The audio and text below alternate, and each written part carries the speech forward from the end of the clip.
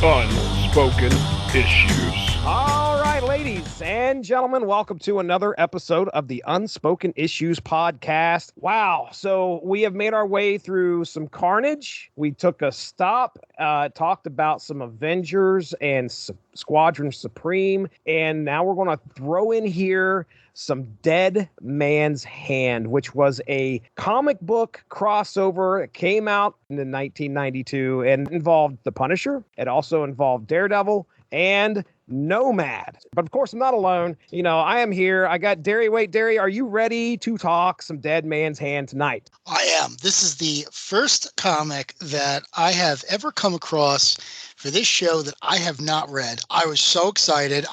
I confused this with a completely different comic that came out years later, and I finally got my hands on it. And I was like, yes, this is the buried treasure. This is the Ark of the Covenant. All right. I love it. I love it. All right. Dean Compton of the Unspoken Decade, buddy. You're ready to talk some Dead Man's Hand. Listen, I talk about the Punisher anytime. I talk about the Punisher in a bathroom stall at the airport with somebody I don't know. Like, you like the Punisher? I'm like, I do. This is peculiar. Where are we going?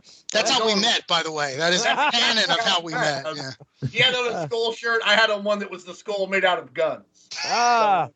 So, anyhow. Kindred spirits. Yeah, I'm excited. It's really funny because 1992 is the year I take the big plunge. In 91, I started collecting the Marvel comics. The Marvel comic cards, and it's funny because like the I think it's Daredevil 317 with the lance. He's riding the horse and he has the lance in this crossover. I actually bought that comic the first time I went to a comic book store. That was one of the and I picked it because it was $1.25 and I saw the card, so it didn't have the Punisher in it. And the other two with Nomad and Punisher War Journal, because this doesn't go through the regular title. It's a crossover War Journal. Right. They were $1.75. So 50 cents was huge to me in 1992 as a seventh grader. I want to say my allowance was $10 a week. It might have been $8. And that was weeks I could get it because my parents were shitty. So like you could that 50 cents was big. So I got this, and I remember the last page with like the Punisher standing over Daredevil. And I got to say, it really hooked me. It hooked me early. I love this crossover. I think you can find better ones, but you'd be hard pressed to find one that was more fun and full of more colorful characters, giving you colorful scenes, doing nothing but chewing up scenery in their ways. Everybody from like Tombstone to the Word to Daredevil to the Secret Empire, just out there. I mean, Deadpool makes an appearance. You really just got a lot of people in this thing. It's hard to go wrong. Again, there are some things that don't make a lot of sense. It could be, I've read better crossovers, but a more fun one and more fun interactions between Daredevil and the Punisher. I don't know, man. You'd be really hard pressed. You'd be really hard pressed to find something that, is just a better popcorn comic, a better popcorn crossover. Sit back, crack open a beer, crack open a soda, smoke a joint, read this. You're going to have a great time. The man that brought this to our attention and said, we've got to cover this. Chris Armstrong, you said Dead Man's Hand. We've got to do it. Are you ready to finally talk some Dead Man's Hand tonight, man? For sure. I'd never read this crossover either. I'd read some Nomad books in the early days of the Nomad series, but I was out of it by like issue 3 or 4. So this is my first time reading through this as well.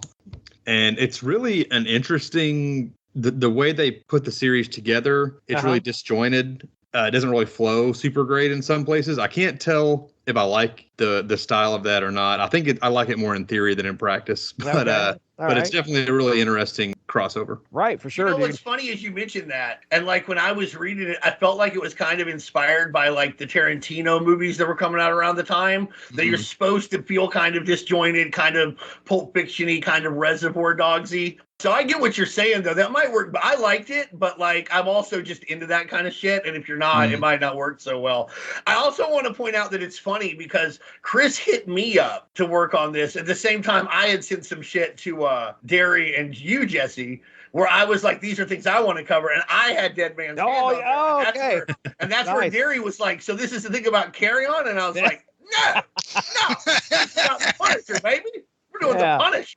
But yeah, so it's great. What I'm saying is Chris and I, great mind. That's what I'm saying. It definitely has that Tarantino feel, though. It's like if you cut up Pulp Fiction and put it in chronological order, it wouldn't have the same impact. It's the same thing here. Like, yeah, occasionally you got to flip back from issue to issue, but it's worth it because it's not the traditional crossover in the sense that everyone's got to meet and fight a common foe. There's just so much going on. It's so dense that it's great to see some scenes from different perspectives, even if the art can be a little jarring. But yeah, I agree. It's definitely got that Tarantino feel, even if it wasn't intended. That's definitely what it feels like. Yeah, well, it's important to note that with like all of the different players here, and I'm sure Jesse will have a scorecard in a minute. You can't tell the players about a scorecard. There are different ways for everybody to get involved. Like Daredevil, Nomad, and Punisher all come to this in a different way, and I think that adds to the disjointed feeling. Like a lot of times, I don't know, like if the Avengers of the Fantastic Four fighting Galactus, they kind of arrive at the same time. Like, hey, that's Galactus, right? Like, indeed it is. The big tuning fork give it away to you? Or was it, the big G on his old school belt? I think that, because of that, it can make it feel a little disjointed too. Well, which, again, not necessarily bad, but certainly something you have to keep in mind as you read it. Right. I mean, we've got a score of writers, and like I said, I will definitely be putting the creative team at the forefront when I do the synopsis, because we got I think D.G. Chichester's on this. We have Chuck Dixon, Fabian Nicieza. Right. That synopsis is coming up, but first let me talk about Amazon Music. If you're looking for a good platform that can fill those musical needs, Amazon Music has you covered. If you head to getamazonmusic.com/W2M Network, you can get a free 30-day trial where you can check out over 70 million songs. That's getamazonmusic.com/W2M Network for that free 30-day trial. Dead Man's Hand, Parts 1, 2, and 3. Part 1 taking place in Daredevil 307, which was cover dated August of 1992. Story titled Blind Openers, written by D.G. Chichester, penciled by Scott McDaniel, lettered by Rick Parker, inked by Bud LaRosa, and colored by Max Scheel.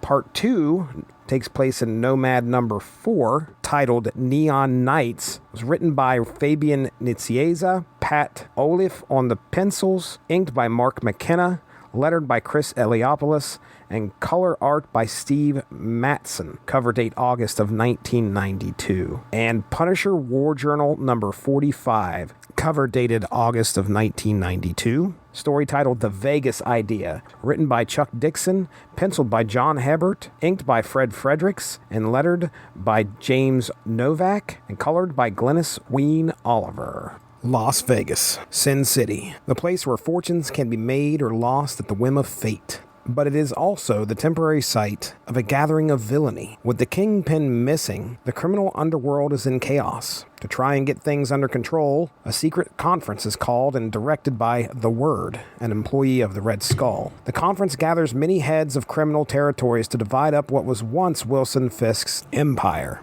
Members present are Yonin of the Hand, Tatsuo of the Yakuza, Fenris, mutants Andrea von Strucker and Andreas von Strucker, claiming Hydra, their half-brother Werner von Strucker, who claims to be the leader of Hydra at this time as well, the Slug, drug kingpin of Miami, Hammerhead, and Tombstone being the voice of the Magia, and members of the Secret Empire. Also in Vegas happens to be attorney Matt Murdock, Daredevil, who was inadvertently called in by some other criminals trying to get in on the criminal convention. Also, there is Jack Monroe, Nomad, and the baby that appears to be perpetually in his care, Bucky. When Tombstone attacks the local criminals in the same restaurant Nomad and Daredevil are in, the pair team up to take him out. However, Tombstone escapes.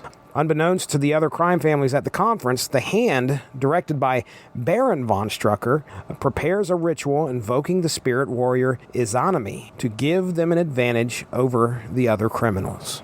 Later, Nomad is struggling with the real reason he is in Las Vegas, to make good on a deal with the government to kill the Slug in order for his criminal record to be wiped clean. Nomad also finds a woman he knows by the name of Legs and asks her to take Bucky to safety with the Undergrounders. While Legs takes Bucky to the airport, Nomad has a run-in with Deadpool and barely survives the fight before escaping. But during all of this, the human weapon Bushwhacker mistakenly believes he needs to take Bucky back to his wife in order to save his marriage. Following Legs to the airport, Bushwhacker shoots Legs in the head and leaves with baby Bucky. And where does Frank Castle fit in all this? Days earlier, Frank was called for a meeting by a mystery woman with an affinity for the color of green. She explains to Frank that the Secret Empire, along with a whole host of other villains, are meeting in Las Vegas, and she wants to kill them. Taking his pal Microchip and a shady criminal by the name of Mickey, the trio head west. Finding a small hotel, a biker gang called the Praetorians, led by a crazed masked psycho named Chainsaw, shows up, intent on killing them. The Punisher looks to eliminate them all. However, Chainsaw has Bucky in a car seat on the front of his chopper.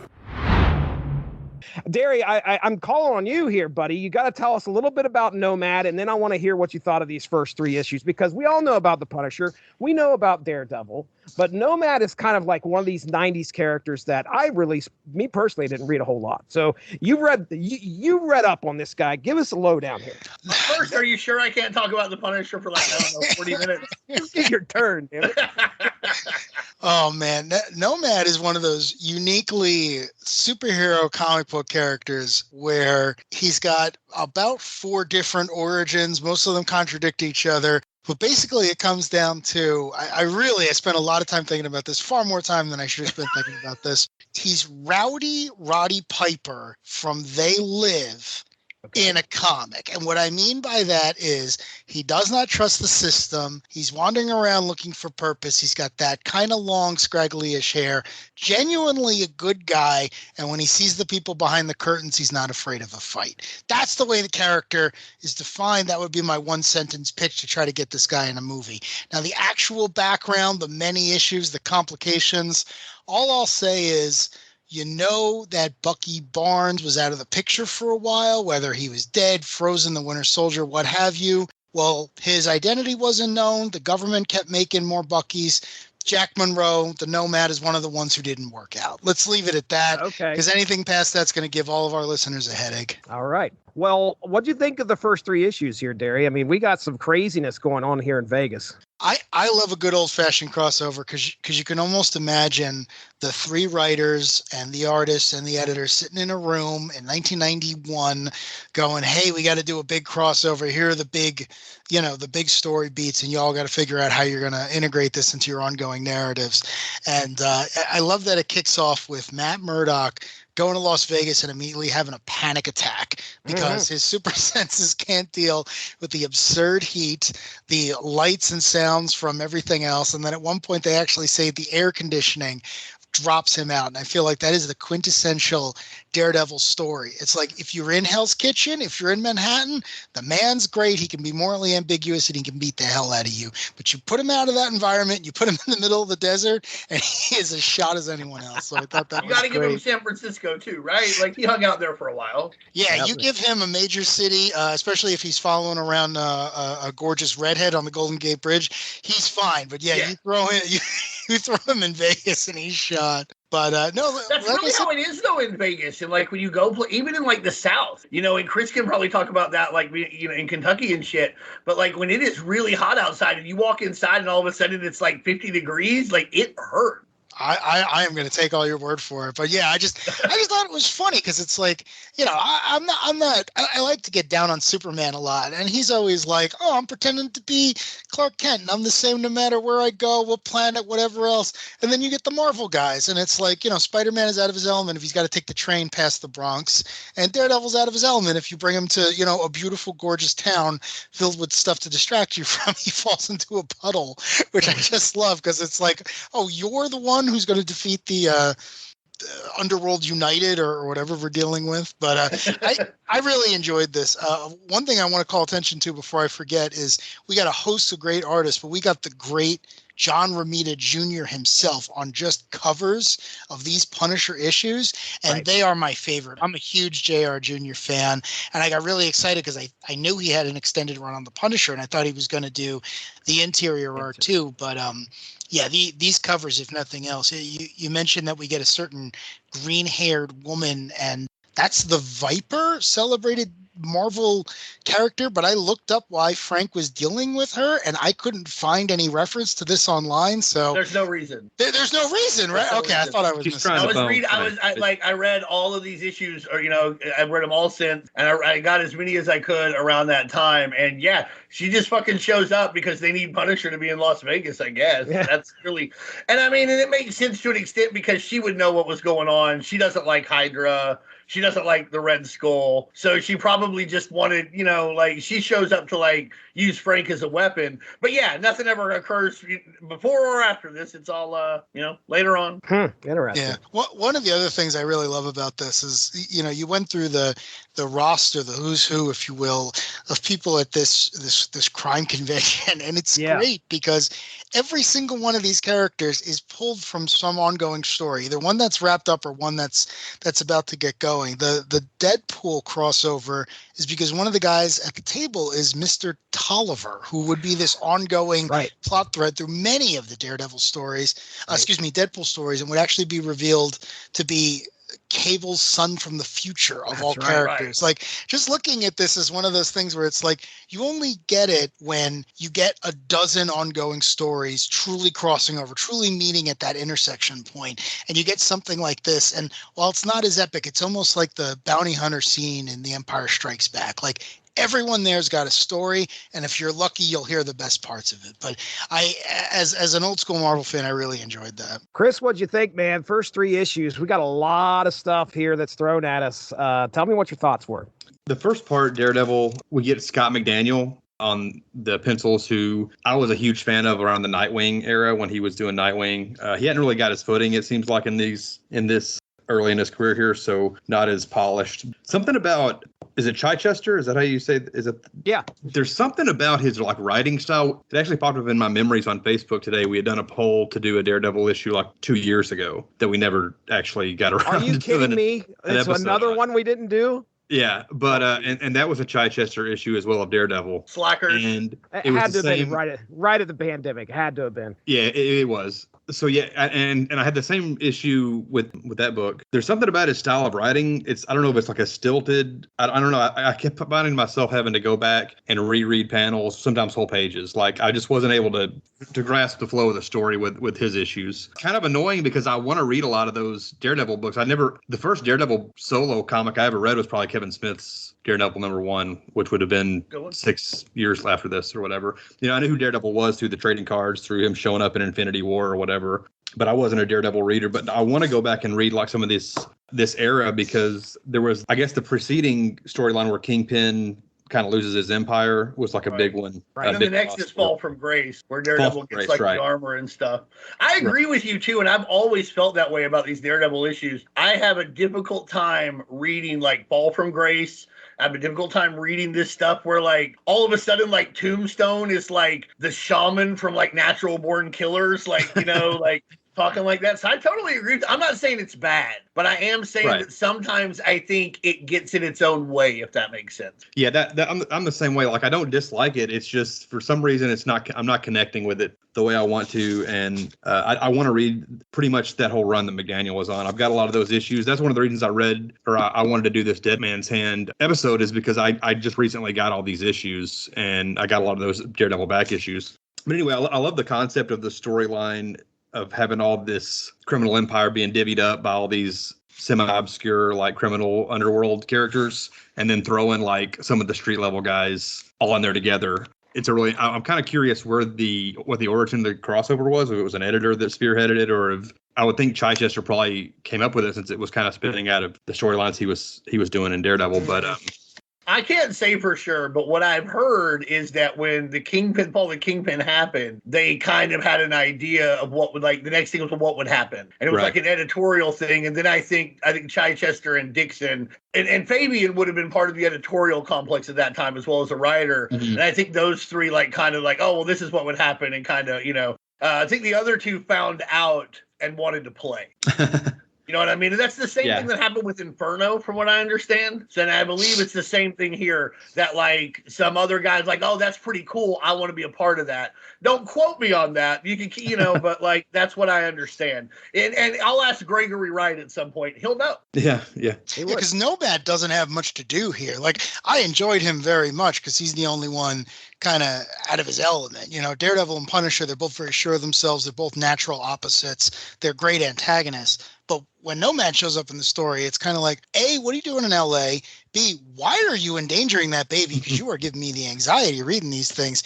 And C, like, are you throwing uranium at the bad guys? Because I don't know if Steve Rogers would approve of that. But it definitely feels like it definitely feels like Fabian had, I can't pronounce the last name. I'm not friends with him, but it definitely feels like Fabian had a new book and these two characters were going to cross over, and it was like, you know what, let me do that. Let me get in on this.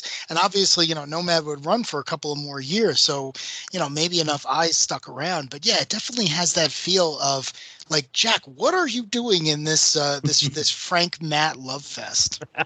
Well, I was just going to kind of piggyback off of what you were talking about there, Chris, with I would read the Chichester Daredevil, and then it made up for it when you hit the Fabian Nicieza issue, because it was not as dense. So I was always like, okay, well, Nomad's going to follow this up, and I'd push through and get through Chichester, and it wasn't bad or anything, but it was, it was dense. We'll just put it that way. There's a lot of words on the page. And then you have Chuck Dixon, who's basically writing a fucking men's sweat mag from like the 1950s. I mean, he's just straight up high octane and just in your Punisher's like, right, I killed him with my bare hands and shot another guy while I did it. It's beautiful. And I think honestly that made and Chris, you agree or disagree with me, but like that style of Dixon's made Chichester's style a little more dense, a little more opaque. Yeah, for sure. Yeah, you're kind of breezing through the other two series, and then you get to Daredevil, and you got to kind of slow down and take your time with it. Right. Yeah, I was gonna say these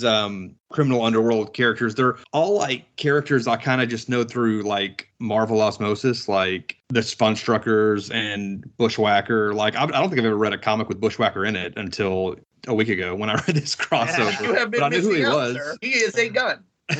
Yeah. And then like the Secret Empire, I knew those guys from the Round Robin Spider-Man crossover, which is one of my favorite like comics of all time. So it was cool to see them pop up in here. I was actually going to ask Dean, you're the Punisher guy. That's me. It's kind of cool that we're getting to see this era of Punisher where he's like interacting with all the superheroes and stuff. Because now they're like, ever since Ennis got involved with the Punisher, like in the late 90s, early 2000s, like he didn't want to do the superhero stuff. Like, so they did the Max books, and they've always kind of had like two versions of the Punisher since then. There's like the Marvel Universe Punisher, and there's like the gritty Punisher that doesn't involve himself with it's almost like he's not even in the Marvel Universe. He's like his own thing. The Max Universe is like its own Earth. Yeah. Right. So what do you like? I kind of prefer having Frank interacting with Marvel characters and being this loose cannon in a superhero setting. What about you? Do you prefer like the, gritty action Frank Castle or the Marvel character?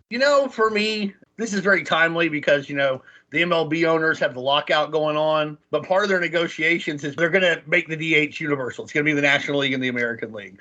For me, the Punisher in regard to this has been like baseball. I love baseball.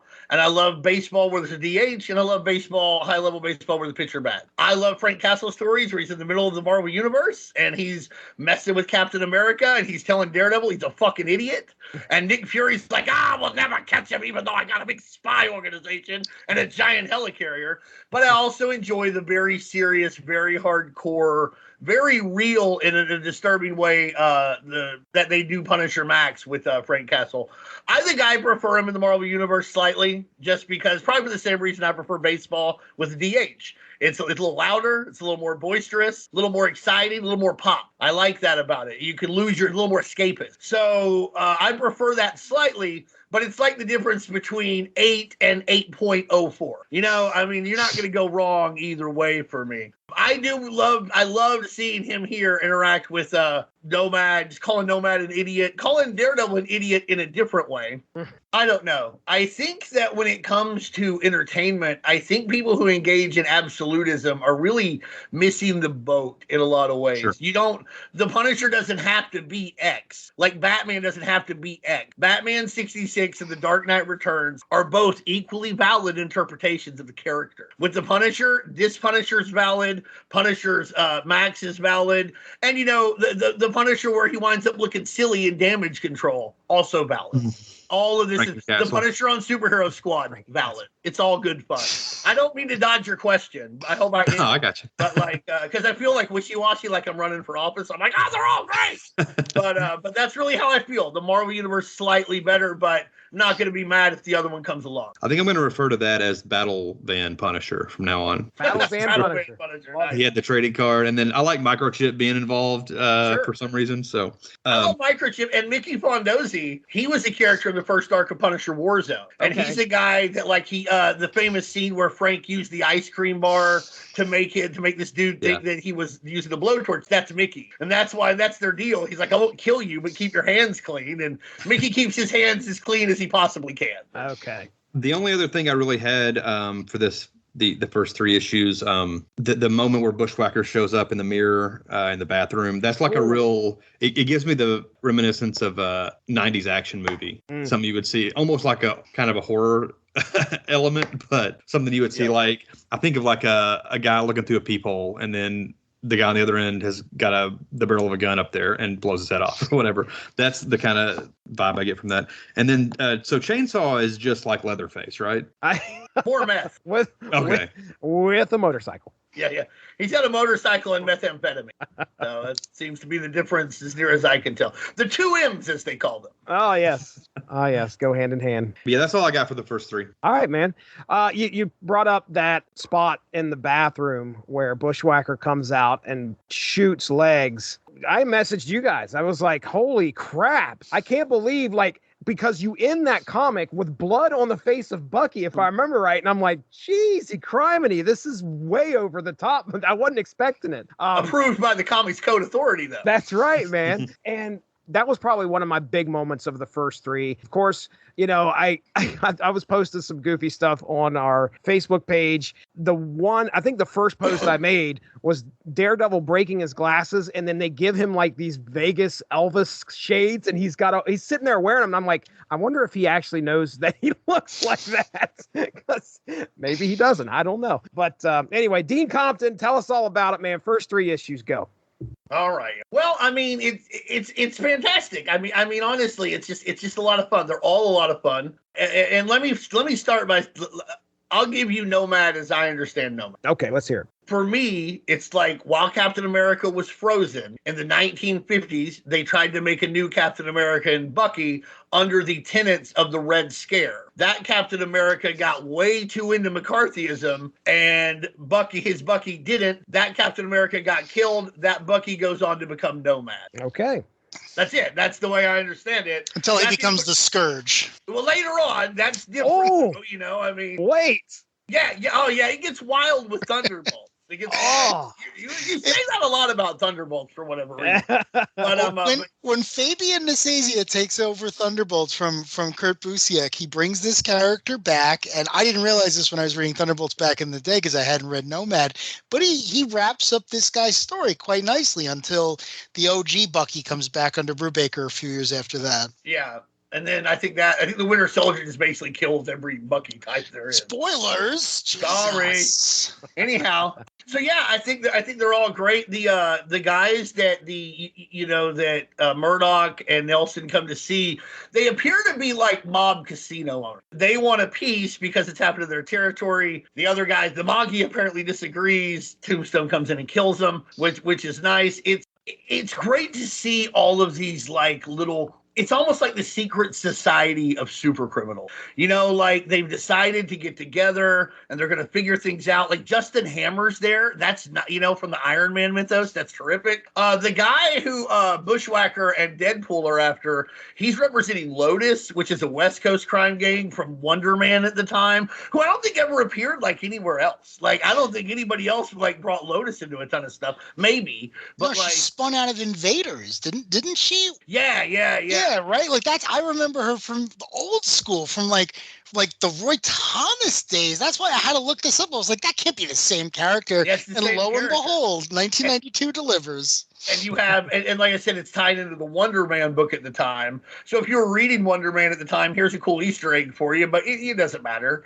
Tolliver was like all over X-Force, like the first at least like 10 to 12 issues. So it was neat to see all of them in one spot, and it made perfect sense. Like, obviously, if the Kingpin, if his empire, if a big criminal empire like in the Marvel Universe gets dissected the way, you know, gets brought down the way it was, it's going to be dissected and divvied up among the players that are left. And most of the players there, I mean, I think part of the problem is Hammerhead. Like, you just can't bring Hammerhead anywhere. He's just volatile. He thinks it's 1934. You got to leave that guy out of stuff. But most of the players there, even though there's a level of distrust, I think most of them are like, this would be better. Like, why? I don't really want to fight. Tolliver is apparently overly there to like get even with Lotus. What the hell? You know, like which is funny. I really liked all the first 3 issues. Like Chris said, the ending really, you know, felt like a Jason or a Michael Myers movie with like the blood in there. And like, yeah, later on you find out that somehow this guy who is a gun did not kill her, like miss. And which was funny. It's always fun to see Bushwhacker because he's a big Punisher villain at the time. Yeah. And it's funny that his hand is just a gun, and he's always after his kid for some reason. It's wild. I also got to have the pleasure of reading these. It's funny, like I recently decided I would start getting Epic Collection. And this is one of the first ones I got, which it is called it's Daredevil, Dead Man's Hand. They named the whole thing after it. And it's got the cover with the lance, the horseman that I told you about, which I think is Daredevil 317, where he's going after he's going after the bad guys on the horse with the lance. Right. I think I like how Daredevil and Nomad interacted. I always like when Punisher and Daredevil interact. Like, it's just funny when you know they show up. My only real complaint is just that, like, how does Punisher not know who Madam Hydra is, or like Viper? And one point he goes, "I don't know much about Hydra. I know they're big." I'm like, how do you not know much about Hydra, Frank? This seems like that should be your job, you would know a little more about. Like, you know Nick Fury. Right. So I think that was something, but like I said, everything here flows together very nicely. It's a bunch of bad guys in the middle of the desert trying to divvy up the big score, and 2 good guys and 1 sort of good guy trying to stop it. And I dig on that kind of story.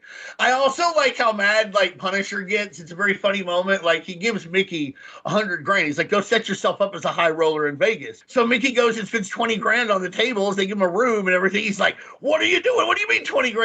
Bro, what do you think a high roller does, Frank Castle?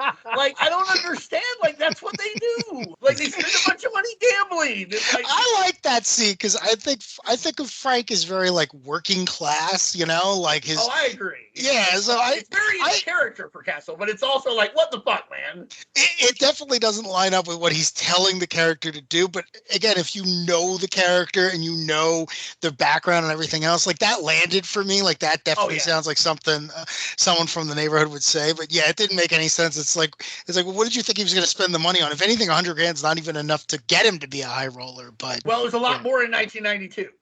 Fair.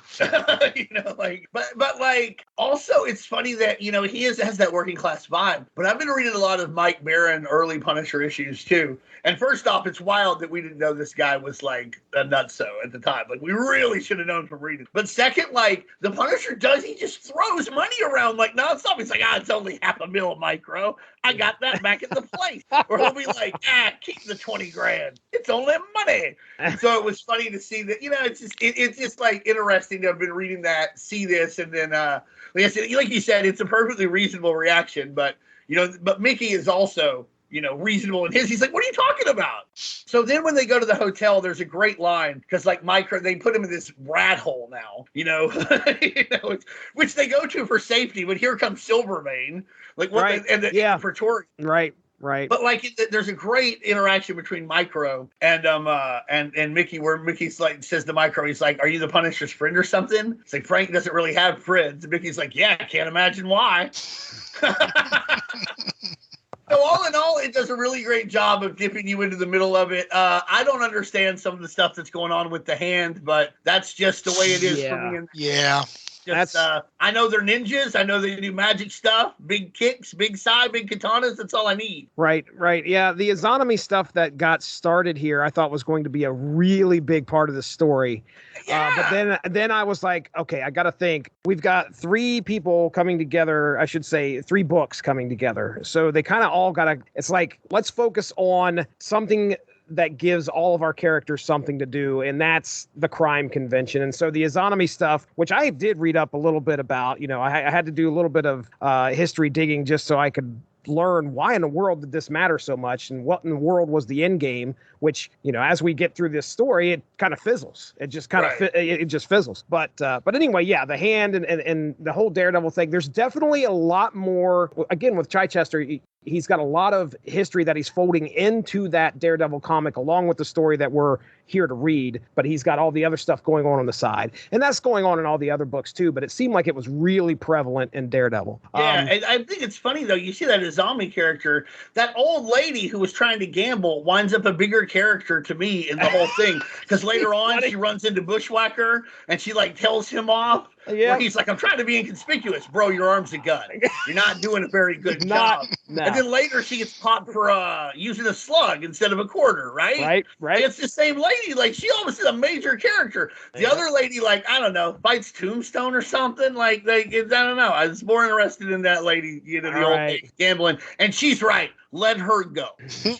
They made a lot of money off her. If she put a slug in there, whatever. Yeah, right. The only character I was more surprised had a prominent role was Terror. I absolutely was not expecting. But Chichester was writing Terror at the time.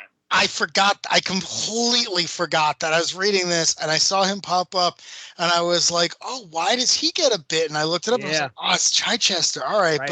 But yeah, he's got a significant role. Apparently he knows everything and he hangs out in Vegas for no reason. And now, good old boy Matt owes him his soul. So I was like, all right, yeah, throw him on top of the pile. Was Terror showing up like regularly in Daredevil? I don't think that he was. I can't say for sure. I think, honestly, this was just a way, much like Fabian got Deadpool into Nomad, because he was also writing, I think he was writing X-Force and X-Men and possibly editing Uncanny X-Men at the time. This is a way to get a character somewhere I want them. I think, Terror did not sell well. I think it only went 12 or 13 issues. The last issue being a half-baked Infinity Crusade crossover. And, so I think they just wanted more people to buy Terror. I also think earlier this year, the end of 91, was the Big Guns promotion, Punisher Warzone, Cage, Terror Incorporated, and Silver Sable. And I think they wanted those guys to kind of bleed into Nomad and Daredevil with the other street level guys. But no, I don't think Terror was a supporting character at all in Daredevil. Not really. Neither Matt Murdock nor Foggy Nelson's choice of a compatriot. He's a freaky dude, plucking eyeballs out of dead people. It was nasty. All right, well, let's get in. The next 3 issues, Dead Man's Hand, parts 4 through 6. Dead Man's Hand, parts 4 through 6. Part 4, taking place in Nomad number 5, cover dated September of 1992, titled Suicide Kings, written by Fabian Nicieza, Pat Olive, pencils, inked by Mark McKenna, lettered by Chris Eliopoulos, and colored by Tom Smith. Part 5, taking place in Daredevil number 308, title of the story Dealing from the Bottom, cover dated September of 1992, written by D.G. Chichester, penciled by Scott McDaniel, inked by Bud LaRosa, lettered by Bill Oakley, and colorist Max Scheel. Part 6, taking place in the Punisher War Journal number 46, cover dated September of 1992. Title of the story is Hot Chrome and Cold Blood. The story by Chuck Dixon, penciled by John Hebert, inks by Fred Fredericks, colors by Glynis Oliver, and lettered by Jim Novak. The Punisher, able to make quick work of the Praetorians rescuing Bucky, and also causing Chainsaw to take his bike and retreat. Now he heads into town with Baby Bucky to find out more information on this criminal convention. Meanwhile, another encounter with Bushwhacker leaves Nomad convinced Bucky is no longer with legs, but luckily, that is the exact moment that Frank shows up, plugging Bushwhacker full of holes. As Bushwhacker runs away, Nomad convinces Frank to give him Bucky. Learning that Legs survived her encounter with Bushwhacker, he takes Bucky to her to try to get both girls out of town. When the Punisher tracks down Nomad to confront him about his past and the fact that he lied to him about being Bucky's father, Frank gives him a right cross and the two tussle. Frank calls the fight and says Jack's proven himself and he is now leaving and heading to Circus to learn more on the whereabouts of all these criminal heads. However, he leaves Jack to walk back to town. Meanwhile, Daredevil gets some important information from a scary-looking dude by the name of Terror. Terror explains that the Hand and Yakuza are taking some type of deadly action at Circus. Arriving there, Daredevil fights with the cybercriminal Silvermane and members of the Hand and the Yakuza. When some members escape using a prize car, Daredevil mounts a horse and gives chase, finally disabling their vehicle. After the chase, Daredevil lets his guard down for a moment when Frank Castle appears, attacking him. They apparently have some unfinished business. During all of this, at the criminal convention, alliances are being made and more tempers begin to flare. Not only that, but it appears Tombstone is taking actions against the Hand, setting more of the members on edge. Chris, I want to start with you, man. We're getting into the middle part of this 9-issue series here. What are your thoughts so far? Is it Pat Olive? Is that the Nomad penciler? He has kind of my two favorite like set pieces, I guess, of the whole crossover, which was the Deadpool Nomad fight in the previous. And then in this one, he's got the Punisher, 2 pages of Nomad and the Punisher, just like a big hand-to-hand combat scene. And those were probably my two favorite like action sequences of the series.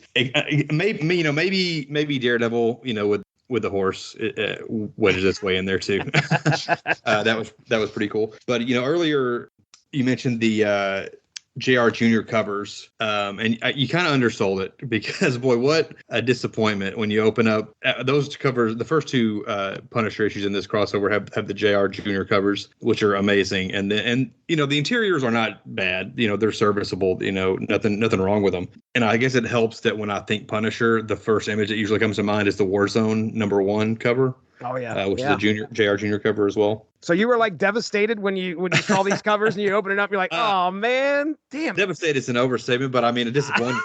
Disappointed. He had to call his therapist immediately, like, hey, what's going on here? Because of that, and because McDaniel's still early on in his career, I think Olaf is probably the best artist in this crossover. The other thing I had was kind of the Terror thing, which we already kind of discussed. He is a scary looking dude. I mean, when you look at him, the way that he's drawn, he looks like he has whiskers, but you start to wonder, like, are they actually whiskers or is it bone that's coming off this dude's face? I have no idea. This is the first time I've ever seen this dude. So I had There's some kind of spike. Okay, I mean, it's frightening. Because I believe in his comic, he like impales somebody with them at one point. Are you serious? Yeah. Dude. It's like I have the issues that the Punisher guest starred in, and that Infinity Crusade issue for some reason. It's definitely a unique look. We'll just put it that way. But everyone should be forced. Chichester's opaque here. Try read Terror Incorporated. Okay. All right, then. Oh, the only point of reference I have for Terror is the 2 issues of Wolverine that he guest starred in. I forget who the writer was at the time. It might have been Hama, but Derek Robertson, I know, did the art on those issues. That's the only time, other than the trading cards. That's the only point of reference I have for Terror. If I remember correctly, the way that this works is we end 2 issues the same way, or which is, first off, I don't mind because we end it with Punisher getting the drop on Daredevil in both issues, and I'm like, I'll read that. Go ahead and put it on the 3rd issue too. I'm fine with that. So, I mean, what'd you think here of the middle 3, Dean? Well, I really liked him. I think it's funny. I think it's always fun to see Bushwhacker. I think the Punisher's attachment to the baby is very awesome. I think where Viper's like, he's like, what do you know about baby? And she's like, fuck you, deal with the baby, bro. Like, I'm here to kill. I think that's really a testimony to Frank Castle's character. And like I said, like 317 has a very, I read that issue until the cover came off. And when it came off, I pinned it to my wall. And then when it started to fall apart even more, I just took that last page where like Frank Castle's like, hey, Daredevil, it's nice to see you too. After he just kicked him, I pinned that to the wall too. Now it was a pin up. So, it's hard for me to separate these emotionally for sure on some level. But on another level, I think as long as you accept it as, like I said, just a pure popcorn crossover, they're absolutely fantastic. I think that the ending where, Punisher and Daredevil are having their blows is really good. I like the Nomad Punisher fight as well, just like Chris, although I'm like, let's be serious here. Like, it lasted as long as Frank Castle wanted it to last. He'd have kicked that dude in the chin and knocked him out. When I read that fight scene, I was like, why is he doing this? And he's got to test me to make sure I'm worthy of protecting the kid. That's not something Punisher does super often. But at the same time, they seem to put, at least Fabian, when he had Punisher under his domain, he put him in a fuse state when it came to the baby. Yeah. I'm trying to remember. I also think it was funny when Daredevil took the guy's horse and the guy's like, hey, that's my horse. And Daredevil's basically like, screw you, poser.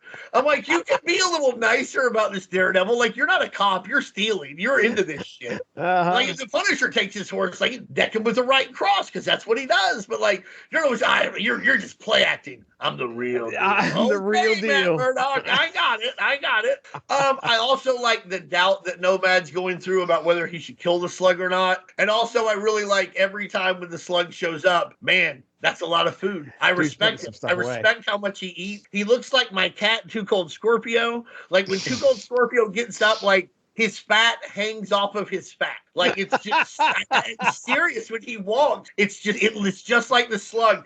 He lays down and just he'll get on a chair and hang off both ends of it. So I love my cat. Listen, he's very fat, but he is my sleeping buddy. He's my good friend.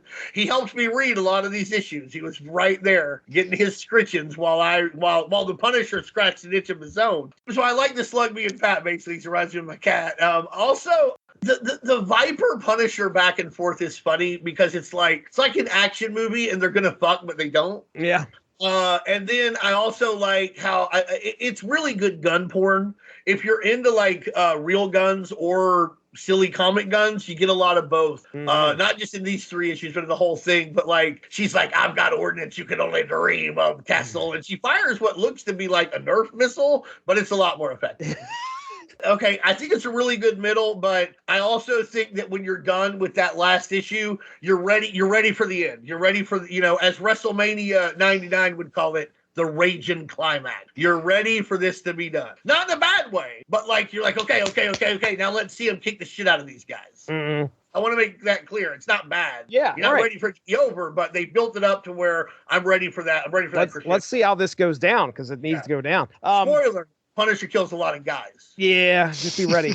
But he gets some flack for it. There's a little bit of resistance. You guys know how much I just cannot fathom Nomad running around with Bucky and putting this kid in danger over and over and over. I'm sure there's a good reason for it, whatever. But the panels where Frank has the kid and he's about to go after Bushwhacker and Nomad puts his hands out and says, are you crazy or something? You can't go after that maniac with a baby in your arms. Fuck you, Nomad. Thank you.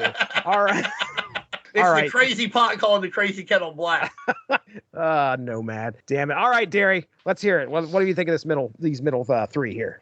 Yeah, this is very much the act 2 of the story. All the heroes fight each other. All the pieces are maneuvered to where you need to for the end of the story. And it's good. It's one of those things where I feel like if I were going to the store every week and I were getting an issue of this, it'd be like, oh, all right, things are moving forward. But yeah, upon reread for me, the highlight is Frank with baby Bucky, because it's one of those things that gets glossed over, but like the Punisher knows how to kill a man, and the Punisher's fought in every war we know about, but he is a father. He had Right. Change a diaper too. Yeah. And it doesn't get talked about very often, but Punisher is not one of these guys where you leave him with a kid and he's going to be out of his element. Like when he gets that baby, he's got way more experience than Jack Monroe dealing with that. And certainly than Matt, please lose my number Murdoch. So, it was good to see that. But again, it wasn't a set piece. It wasn't like there wasn't a flashback to Maria and the family. We didn't see Central Park again. It was just like, if you know, you know. He's holding the baby, he suddenly cradles the neck and does everything else. And I really appreciated that because I am also a huge Punisher fan. But he also like Zorro skulls the guy and like lifts the baby off at the same time. What a move, Frank. And he admits it too, right? Like he's like, I just want to see how much I can show off. I read that scene twice in both of the issues where it appears. Right. And for those of you who are listening to this who haven't actually read the comics, the Punisher takes a staff he pulls out of nowhere. He jousts with Chainsaw on the motorcycle. He gets the baby off, no harm done. And then Chainsaw's chest is exposed with a bloody Punisher brand, like the way Ben Affleck's Batman does it in BVS. Right. And I cannot, for the life of me, figure out how he did all of those things at once, but I love it. I love the result, even though you cannot get from A to B. I tried. Again, you see the same scene in two different issues with very different art styles, and I can't figure out how he ends up branding this white supremacist. It's a great example of what I try and tell people, especially people who don't read as many superhero comics as we do. They'll be like, oh, but Batman doesn't have any superpowers. Green Arrow doesn't have any superpowers. Punisher does. I'm like, listen, the things these guys can do, you could not do in real life. For their world, they don't have any superpowers. But like, you can't shoot like 7 arrows on one bow and they hit 7 different bullseyes. Like, you can't really do that. The Punisher can't shoot like all around a guy, kill 14 people around him, and then miss the 3 innocent guys in the middle. I mean, so this is a great example of that. How do you hook the baby off, carve the skull in? Now you just accept it, but like, this is a good example. I try and tell people, heroes without powers in superhero worlds have powers for our world. I'm reading that scene and I'm getting flashbacks to Raising Arizona. I don't know if you guys have ever seen it. Yeah, same. Absolutely same. It's such a great movie. Yeah, the other thing I wanted to say is I agree. The argument that some of these characters who dress in costumes and whatever don't have powers is kind of ridiculous. Not to say I don't get into that argument, but I always tell people that the Punisher's superpower is that he never kills an innocent person. Even though, that's what I tell people. In real life, if a guy were running around like this, doing whatever he wanted, you'd be terrified, even if he was killing bad people. But in the context of a Marvel comic, Punisher's never going to kill someone who doesn't deserve it, right or wrong. Every bullet of his finds a bad guy. It always finds a bad guy, or if it's an accident, you find out later in the story that the guy was just the worst human being that has ever existed. Right. And again, that's what reading escapist fiction is. Like, exactly. If you want a story where Punisher kills someone who doesn't deserve it, well, I'm sure there's 100 different clones of that, but that's not the point of the character. It's the same thing with Matt Murdock. We always say, well, Daredevil's power is his radar sense. It's like, no, it's the fact that he can jump off a skyscraper in the middle of Manhattan and land perfectly fine, and can be in court the next day. And I'm okay with all of that because, again, I'm willing to suspend disbelief. But yeah, this idea of like, I want to see them realistic. It's like I watched far more of the show Arrow than I should be, and that guy may not be able to run at the speed of sound, but somewhere in that narrative, he's got a superpower because he survives all this stuff. And exactly. You and I wouldn't. So I mean, I would. Oh yeah, you would. I'm a tough guy. Sure. I've got the Marvel superhero card down here. It's Dean Compton right on it. All right. My stats are solid. Energy projections low, but bullshitting very high. That's the unknown 5th overpower ranking. If you get the card, it's just brown all the way through. Oh. All right. Dead Man's Hand, parts 7 through 9.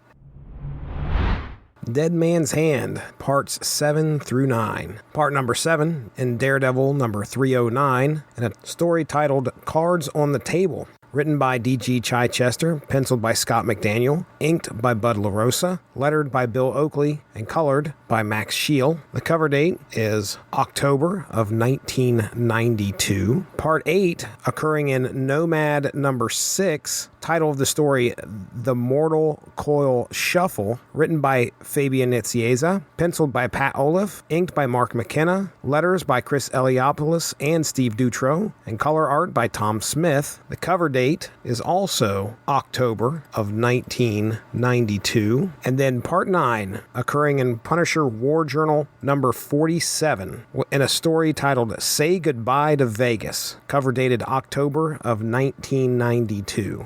Written by Chuck Dixon, penciled by John Hebert, inked by Fred Fredericks, lettered by James R. Novak, and colored by Glynis Wayne Oliver. As Daredevil and Punisher fight, Daredevil is able to surprise Frank and get the upper hand, finally getting Frank to understand that they need to focus their efforts on dealing with all of the crime bosses in Las Vegas. Daredevil is also able to find and ask Nomad to help them out. Daredevil's first order of business is to stop the Hand's planned resurrection of the spirit of Izanami. Tombstone almost ruins the effort, but Daredevil comes through in the end, and the Izanami is unable to enter the woman's body.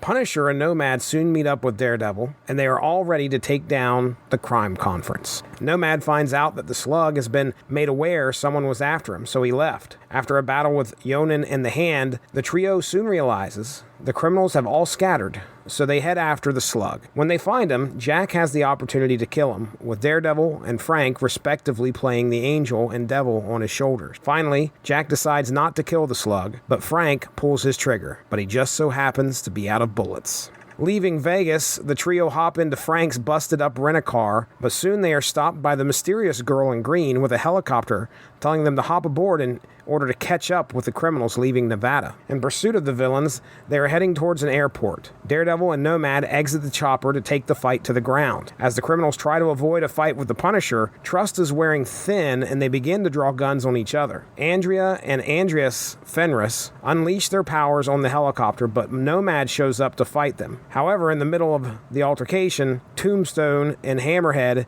hit him with their car. Daredevil is trying his best to keep the villains from getting away on planes and helicopters, actually boarding one as it is in flight. Punisher looks for a quick way to end things and blows up a large fuel tank. Nomad is able to recover and runs into the field, but gets shot by members of the Secret Empire, giving him the chance to play dead and take them by surprise. With the help of some advanced weaponry from their green-haired female friend, who may possibly be the Viper, they are finally able to control things on the ground. But that's when Chainsaw shows up and almost immediately gets crushed by the helicopter that Daredevil was in. Calling their operation a success, it isn't long after when Mickey and Micro show up, picking up Nomad, Daredevil, and the Punisher, and they all head back east towards home. There is Dead Man's Hand. Dean, we'll start with you first here, buddy. Tell me what you thought of the last three. Well, you mentioned Mickey and Microchip, and I really thought it was funny when they pull over the wool on the guy's eyes, where like they get captured by the Secret Empire, and the Secret Empire all have cloaks on. Nobody knows who they are. Right. They're like, yeah, I'm in the Secret Empire. I'm number 3. This is number 8, assholes. It's a really good move, honestly, to at least buy yourself some time. And apparently, yeah, they get away. The last 3 issues, yeah, the thing with the Hand, again, a little past me, a little over my head.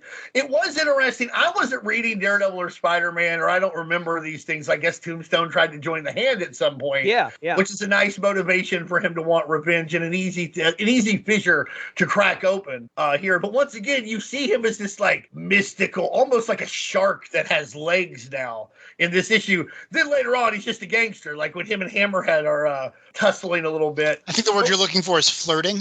Flirting, right? They might have been waltzing. They wind up getting along though. The Secret Empire guy who's like, "Hey, want to borrow your car? Hey, you want to borrow some bullets?" Brilliant. Brilliant line. Yeah, it all builds to a head. It's funny to see Daredevil, who's like, I hate you, Punisher, but I need you to kill some guys.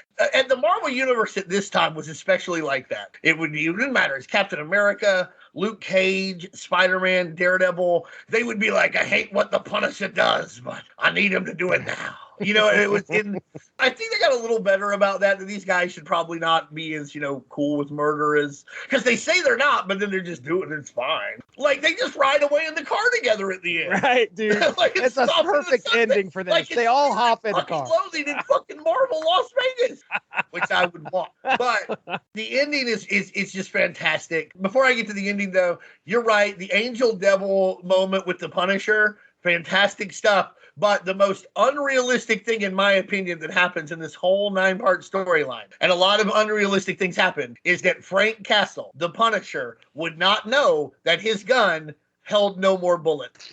There's no way.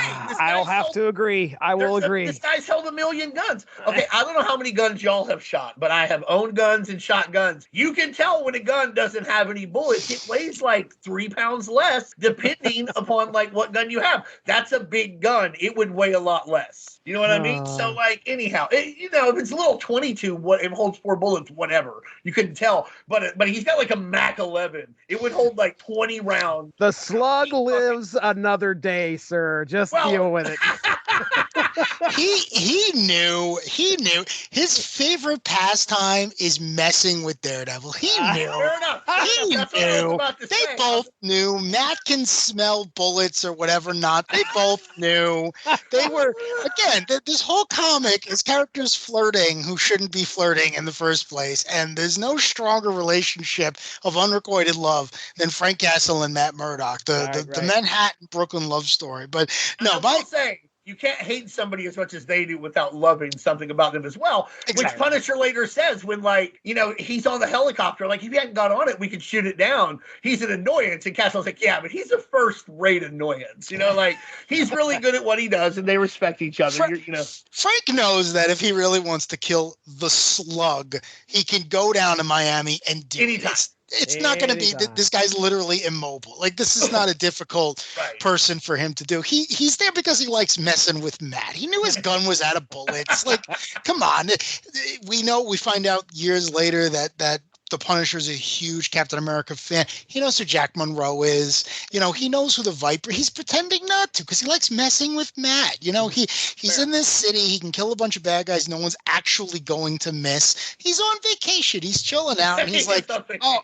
Yeah, he's on vacation. So smoke body ninjas. It's pretty exactly. Good. There you go. He's like, oh, that Japanese guy turned to smoke. That was weird. At least I'm not in the Long Island Expressway. And then he shrugs his shoulders and walks off.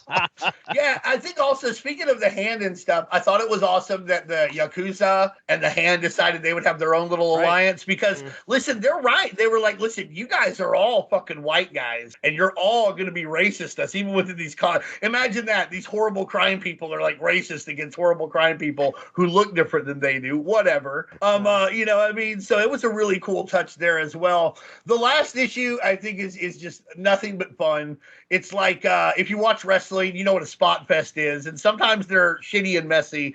Sometimes they're just a ton of fun to watch. This was a ton of fun to watch. Everybody gets their shit in. Punisher kills a bunch of guys. Nomad leaps with his trench coat flowing. Daredevil ninja kicks everybody. Viper hits people with her Nerf gun. Everything happens like you said, if a helicopter crashes, it doesn't just crash into like an open field. It's got to crash onto somebody.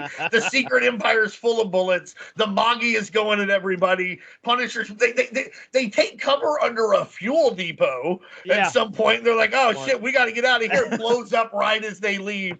It's just like I said earlier. This is a men's sweat mag that's combined with a wrestling spot fest, and I am here for it. It would have been worth $1.75 at the time. It is worth $1.75 now. It is worth $1.75 forever. All right. So that's my opinion. I think this wraps it up really great. I think it's a fun ride into the sunset with Mickey trying to guess what superhero Nomad is. You're the Human Torch? You Spider-Man? He knows who Daredevil is, and of course Frank's like, shut up, because he doesn't want to get embarrassed in front of his friend Daredevil, I guess. But no, it's a great ending to a really fun romp that I think filled in nicely a bit of continuity that would have had to have been answered based on the events of a single comic. And I think that most crossovers, regardless of the universe, regardless of what superheroes take place, they tend to work best when they come out of the events in a single comic book. That a single comic's events created so many ripples, like a stone in a lake, that it affected other things. I find ones that are just like kind of engineered, with the exception of maybe the Infinity Gauntlet. Like they don't quite land sometimes. These usually, even if they're not great, they're always fun because you get to see these little pieces of the world interact. That's what I'd say about Dead Man's Hand. I bought the Epic Collection, the Daredevil one. It just went on sale this year. I think it's $35. Totally worth it just for these 10 issues. But there's other stuff in it too. Okay. I haven't read that yet, but I'm sure Daredevil does Daredevil stuff. I'm sure he does. For me, the final 3 issues, really any act 3, is how are we going to wrap up the antagonist story? And this annoyed me because, like I said, this was one of the only 90s books we've ever discussed, even casually, I've never read before. And I'm thinking to myself, all right, the story is called The Dead Man's Hand. And we have a group of characters called The Hand, and they seem to be building up to something. They seem to be reincarnating the devil himself into this poor possessed woman. And they've been at the background, and all the other characters, including, the Red Skull's second in command, who doesn't appear in any other story. They all seem to appear as background characters. So clearly there's got to be a big bad, and I'm expecting like the beast, the devil. Someone's going to show up and cause some real havoc. And nothing happens. And I look online later, and you got to keep reading the Daredevil book to find out where that stuff goes, if it goes anywhere at all. So that did let me down. But yeah, the story, once you get past minor things like that, the story does wrap up. It's very consistent with what it promises you. I was a little disappointed because the group shot at the beginning, like I was talking about earlier, that like Empire Strikes Back bounty hunter scene, you have a lot of disposable characters in that shot. And I was thinking to myself, well, the Punisher's here, right? So the main conflict is going to be him mowing down as many of these characters as possible, and Daredevil and Nomad or someone having to stop him. But I don't actually think Frank kills any of the bad guys here. I'm like, you have Fenris, who are extremists. You have Hydra, who are Nazis. You have the Praetorian Guard, who are Nazis. Like, you have all these characters who Frank should just be like, oh, this is cool. You all lined each other up for me. That's really convenient of you. But in the end, he just kind of drives off in the sunset with his man crush. So I was a little let down there, but again, my concerns aside, it was a solid ending because it puts all the characters in a moral quandary, which is like, Jack's had a difficult life. What's he going to do? Well, he's not going to shoot a defenseless guy, especially one who weighs a ton, which I really liked. I like the idea that, deep down, regardless of all the nonsense he's been through, Jack Monroe is a good person. And I like the way that that's presented here. And the only other thing I'll mention is the Kingpin storyline. None of us have brought it up, but at least through the Daredevil issues, you're seeing Wilson Fisk live in the subways as a homeless person on the run. He's wanted. And that storyline, I guess, again, is going to pick up in Daredevil. But you almost get the feeling like, oh, man, are we going to see the situation in Vegas get so bad that Wilson Fisk has to come back and they got to put him back on top? But no, unfortunately, he's got a mini arc about how he kind of gets his self-respect back and takes out a couple of muggers. But again, it's like, hey, interested in this really good villain? See Daredevil. For Tombstone, stick around, but for Kingpin, see the other book. Well, also notice with that Kingpin subplot, at the last part, he started to rebuild his empire because that guy's giving him the money. Like, that guy's a homeless guy who's like, hey, only $15, boss. Sorry. Yeah. I mean, like, don't spend it all in one place. Because that's the thing, and that's what he's saying that whole time is he's like, and there's a storyline later where we know the Kingpin becomes the Kingpin again, and this is like the start of that. I think it's a very slow burn. I don't think it happens until around like 3:30. So Daredevil 3:30. So it's a real slow burn there. Yeah, I agree, and I think that's one of the interesting things about Kingpin, and really all good antagonists for these characters. It's like he's not a big deal because he's got all the resources. He's a big deal because if you take all the resources away, he's going to rebuild a new empire and he's going to come after you again. It's like, Dr. Doom. You can drop him in the middle of nowhere with no weapons, no armor, no money. 6 months later, he's going to be back on top and he's going to be pissed at you. These villains aren't dangerous because of what they have. It's how they got it and how they keep it. And I agree. I love that part of the storyline. I love the idea, but by the time Matt gets back from his little jaunt into the desert, Kingpin Kingpin's already going to be a mid-level enforcer, and he's going to be working his way back up. So yeah, I agree. I think that's one of the reasons that, you know, this guy is still in comics today. Like, people are still excited about this character. He, you know, he far outstripped his original introduction in ASM 50. I mean, it's just like, to think that that's the same character as Vincent D'Onofrio is just makes me smile. Yeah. Did you get a feel, any of y'all, because you brought up the Kingpin mini, like, I felt like this was supposed to be an inversion of the Born Again storyline. Like, it's Born Again, but now it's happening to Kingpin. I can see that. I mean, I'm watching, or I'm going through and seeing these little parts with the Kingpin. You know, he'd obviously been dethroned, and he's going to try and find his way. But it seemed like he had a lot of self-doubt initially. He's hiding under this paper. You know, he's just kind of trying to remain unseen. And then all of a sudden, he just starts to be like, all right, fuck this. And he corners that one dude in the subway turnstile. Like, is that what it was? Yeah. Oh my gosh, probably one of the more brutal parts of this series, to be honest. I mean, there is some stuff that happens in here, but that was brutal. That's an interesting take. I never thought about that. Like I said, I really did enjoy this storyline. I took me back. I thought it was great for the period of time. I almost wish if Disney starts running out of content that they would do this storyline, but set it in 1992. Like, you could almost see Dolph Lundgren's Punisher, like, strolling up. At one point, the Punisher's wearing a headband that is literally a Punisher prop. It's like red with his own skulls on it. Yeah. Where does he get that shit? No shit, man. They can't find him, but like, this guy has a motorcycle that has like a skull like headlight. Find the guy who makes this shit. It's 1992, so it was probably Heroes World. You know, Heroes World probably had a kiosk. Maybe Spencer's. Yeah. But yeah, this is one of those stories where if they made a movie, just set it in 1992 and just let the characters really do what they were going to do. I think it would be great. I think it's such a beautiful product of its time. And it's one of those things too, where I'm reading it now, and you know, if this storyline were made today, it would be different, because it's just like you couldn't possibly know who all these characters are unless you read hundreds of issues. It's not like today when even I had to look this stuff up and I can name most of these characters. And it's just like, I can't imagine something like this coming out today, because it would be almost unadaptable. You know, just breaking down the Von Strucker relationship would take a couple of pages. But it'd also be like 25 parts. Yeah. Oh, this would be volume 1 of 6, and John Hickman, the showrunner, or some freaking nonsense. But no, for what it was, I thought it was great. I will say, as a final thought, I was really hoping for more gambling themed puns. I thought all 9 issues,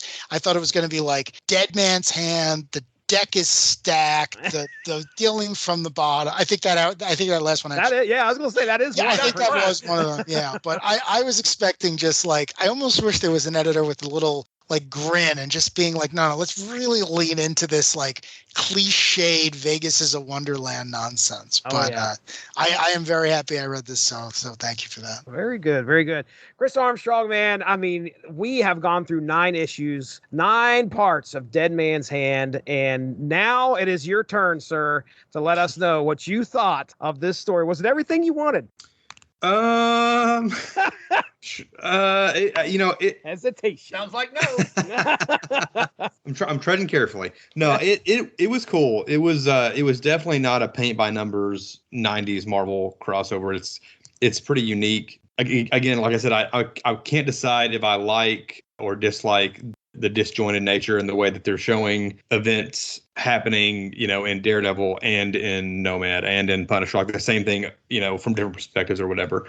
I don't feel like it flows very well. This last issue of Nomad, you know, it's part 8. And I think that's the first issue we actually see all 3 of these guys together. I think Punisher had interacted with Daredevil. He had interacted with Nomad. I don't think we'd seen all 3 of them together until, you know, we get to the next to last issue. You guys talked a lot about Punisher and Daredevil as like the angel and the demon on a Nomad's shoulder. There's a page that like perfectly illustrates that in this Nomad issue, where there's like a 3-panel grid on the left with the Punisher mowing down Secret Empire goons, and on the right there's a 3-panel grid of Daredevil, you know, I guess you could say taking him out humanely, at least compared to Punisher, giving him severe concussions. But Daredevil, Nomad is kind of like the middle ground between these two characters. I think in the earlier issues, Nomad had killed some people before. He's not like they make it seem like he would never do it. When Punisher's trying to convince him or whatever. I think he'd already killed some of the villains he'd faced in some of the earlier. Maybe that was in the miniseries. There was a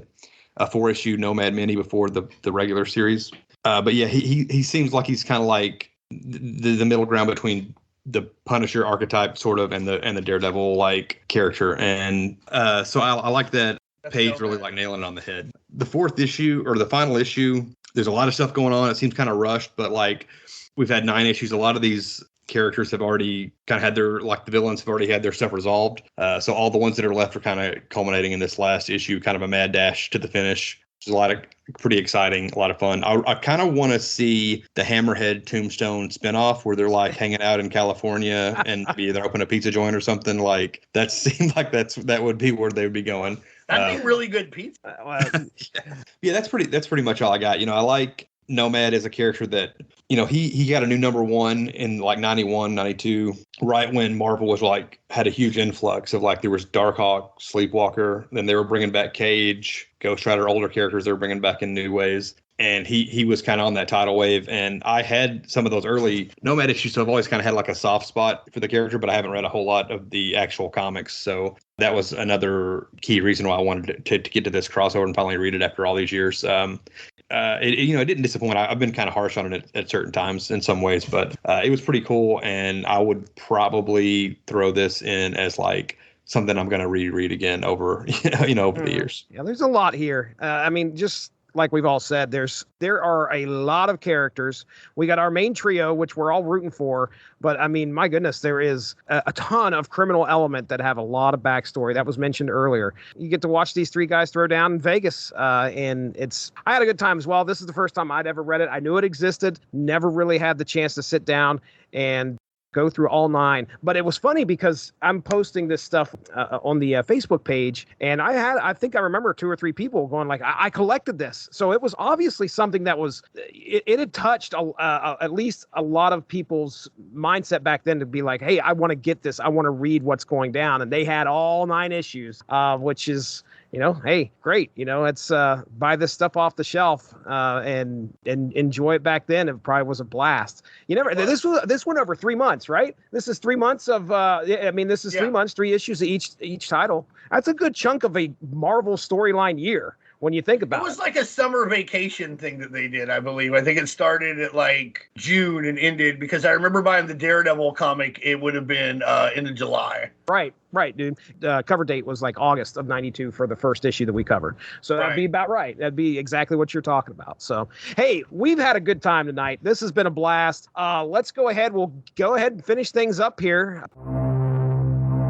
This would be a good time to plug a sponsor of the W2M network, and that is Grammarly. For you, the listeners of Unspoken Issues, Grammarly is offering a free download of the Grammarly software. Grammarly's AI-powered products help people communicate more effectively. Grammarly helps you write mistake-free on Gmail, Facebook, Twitter, LinkedIn, and nearly anywhere else you write on the web. Grammarly corrects hundreds of grammar, punctuation, and spelling mistakes while also catching contextual errors, improving your vocabulary, and suggesting style improvements.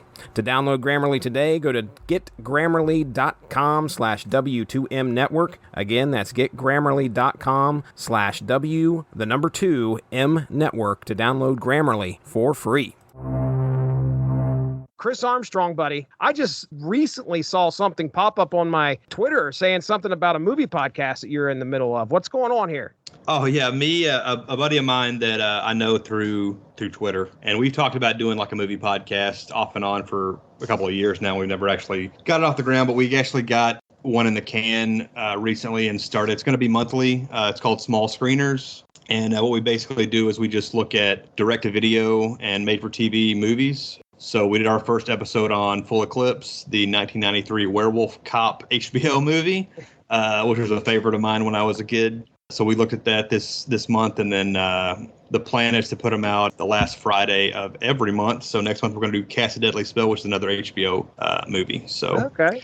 You can follow me on Twitter at BrodyMan34, and also Small Screeners is on Twitter at Small Screeners. Yeah, that's right. And of course, Armstrong and I have hung out on plenty of Unspoken Issues podcasts. All right, Dean Compton, tell me all about the Unspoken Decade. Well, you can find us at the UnspokenDecade.com, at Unspoken Decade on Twitter, and the Unspoken Decade Facebook page. SimbyFan tends to take care of most of the Facebook page. I tend to do more of the Twitter stuff. One day I'll write an article again, but right now he's writing. Right now I just blab. So check us out there, and that's where you're going to find me. Doing the '90s thing. I want to ask one question to everybody about Dead Man's Hand, and that is So these are three of the street level guys. But if you could add one character to this, who would you add? Like, I think it would be more fun if you had Luke Cage or Spider-Man.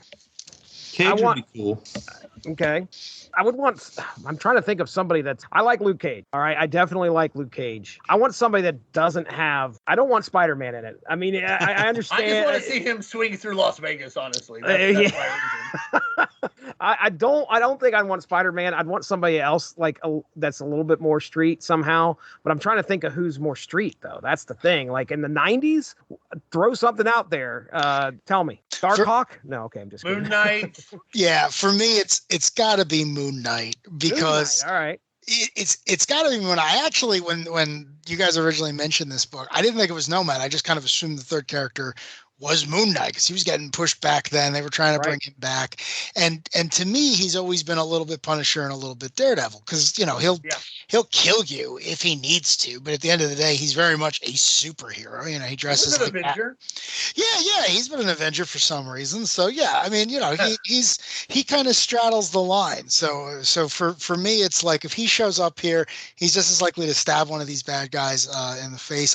I think Chainsaw is actually one of his villains. It's a Moon Knight villain. First appeared in the Moon Knight series. Yeah. I think Dixon wrote it, or some of Moon. I'm not a big Moon Knight guy. I'm more like I'm more interested in the concept than the actual story. Same. But, But for me, I would think, man, I would love to see Moon Knight here because I feel like when the three of them get together, they just look at each other and it's like, what are we doing? Like, you got the guy in black, the guy in red, and the guy in white muttering to himself in the corner. And I kind of was hoping, like, man, Terror is in this book, Deadpool is in this book. Can we just get one like crescent moon shaped background thing? And that'd be good. Unfortunately, he never showed up. So Well, I think that's going to be all for us. For Dean Compton, for Darry Waite, for Chris Armstrong, I am Jesse Starcher. We'll be talking to you soon. Have a good one. Bye-bye. Thanks for joining us. Unspoken Issues is part of the UnspokenDecade.com, the home for 90s comics, blogs, and podcasts. Unspoken Issues also has a Facebook group you can join if you are interested. Just search the Unspoken Issues podcast and request to join. All of this would not be possible without W2Mnet.com and the Rattleitch Broadcasting Network, so make sure to seek them out for more podcasts. If you enjoyed what you heard today, please feel free to share, and we look forward to entertaining you again soon.